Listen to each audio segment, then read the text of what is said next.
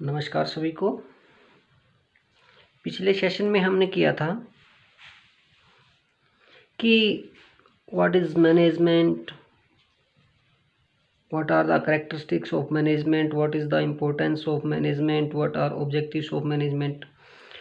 Today we will discuss about whether management is an art or not, यानी कि प्रबंध एक कला है या नहीं है। क्योंकि कुछ एक व्यक्तियों ने इसको प्रबंध को कला माना है, कुछ ने विज्ञान माना है, कुछ ने इसको पेशा माना है।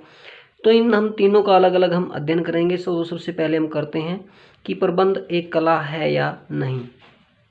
तो देखिए, प्रबंध को कला मानने से पहले, आर्ट मानने से पहले हमें ये पता होना चाहिए कि व्हाट इज एन आर्ट, यानी कि आर्ट की डेफिनेशन क्या है। और उसके बाद हम ये देखेंगे कि जो मैनेजमेंट है, मैनेजमेंट के अंदर आर्ट की सभी विशेषताएं मौजूद हैं या नहीं। अगर आर्ट की सभी फीचर्स मैनेजमेंट के अंदर इंक्लूड पाई जाती हैं, then we say that management is also an art. तो देखिए, सबसे पहले हम डेफिनेशन करते हैं कि आर्ट है क्या। देखिए, art is bringing about of a desired results through application of skill, यानी कि स्किल होता है चातुर्य, डिजायर्ड रिजल्ट्स होता है इच्छित परिणाम। चातुर्य के प्रयोग से इच्छित परिणाम प्राप्त करना ही कला है, यानी कि अपनी चतुराई के अनुसार, अपने चातुर्य का प्रयोग करके जो परिणाम हम प्राप्त करना चाहते हैं उसी को हम बोलेंगे आर्ट। तो जैसे जैसे एक आदमी अपने आर्ट का उपयोग करता है, वैसे वैसे उसका एक्सपीरियंस, उसका अनुभव भी बढ़ता जाता है। जैसे मान लीजिए एक कुम्हार है, एक मिट्टी का घड़ा बनाता है, वो उसकी एक आर्ट है। वो कितनी अच्छी तरह से उसको बनाता है, वो एक आर्ट है। इसी तरह से एक सुनार ले लीजिए, एक सुनार बहुत ही सोने के अच्छे आभूषण बना देता है, तो ये भी एक आर्ट है, ये उसके अंदर एक कला है। तो हम आर्ट की फीचर्स देखते हैं और उन फीचर्स को मैनेजमेंट के ऊपर लागू करके देखते हैं कि ये विशेषता मैनेजमेंट के ऊपर लागू हो रही है या नहीं। अगर वो लागू हो रही है तो हम मानेंगे कि इस विशेषता के आधार पर इसको कला माना गया है। फिर हम दूसरी देखेंगे, फिर वो इम्प्लाइड करके देखेंगे कि मैनेजमेंट के अंदर इम्प्लाई हो रही या नहीं। तो इस तरह से ये 5 विशेषताएं हमारी। तो सबसे पहली विशेषता है पर्सनल स्किल, यानी कि व्यक्तिगत निपुणता।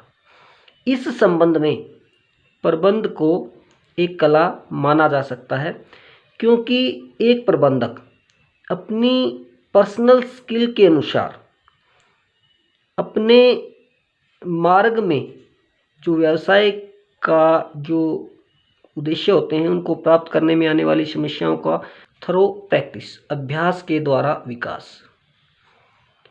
अभी पहले भी मैंने आपको बताया कि एक आदमी जैसे जैसे काम करता जाएगा वैसे वैसे उसकी कुशलता बढ़ती जाएगी।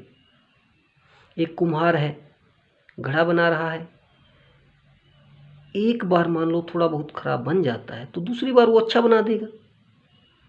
तो ऐसा ही मैनेजमेंट के साथ होता है।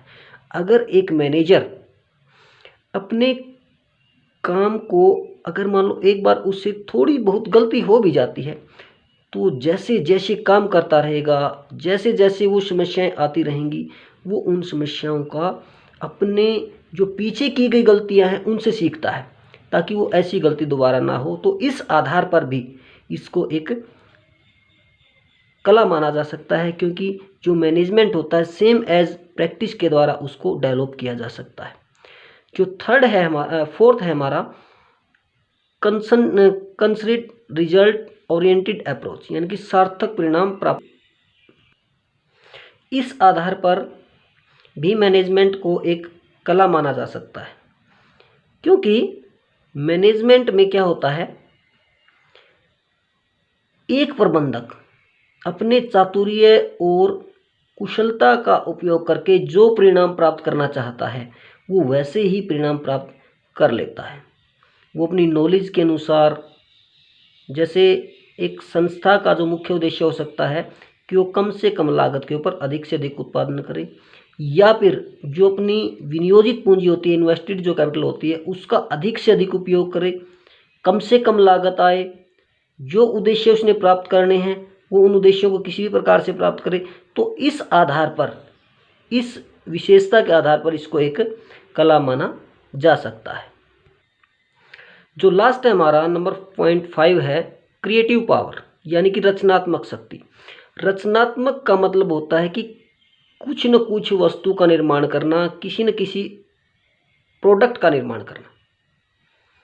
तो मैनेजमेंट, क्योंकि जो अपनी कला होती है, कला के अंदर भी क्या होता है कि एक व्यक्ति जो पेशेवर, जो एक कलात्मक व्यक्ति होता है, वो अपने ज्ञान का प्रयोग करके कुछ न कुछ बनाता है, कुछ न कुछ निर्माण करता है। सेम एज मैनेजमेंट भी अपने ज्ञान के द्वारा लोगों को, अपने जो अनुयायी होते हैं उनको ऐसा पथ प्रदर्शित करता है कि वो सभी मिल करके अपने लक्ष्य को प्राप्त करने की कोशिश करते हैं। यानी कि जो वो बनवाना चाहता है, जो जिस प्रकार का वो वातावरण चाहता है, वो उसी प्रकार का वातावरण बनाता है, अपने लक्ष्यों को प्राप्त करने की कोशिश करवाता है।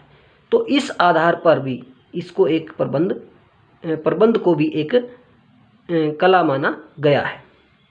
तो इन सभी विशेषताओं के आधार पर निष्कर्ष रूप में हम ये कह सकते हैं कि all the features of art lies in management, यानी कि प्रबंध पेशे कला की जितनी भी विशेषताएं हैं वो सभी की सभी मैनेजमेंट में लाई करती हैं। In this way we can say that management is an art. तो इस आधार पर हम प्रबंध को एक कला मान सकते हैं। Thank you and have a nice day.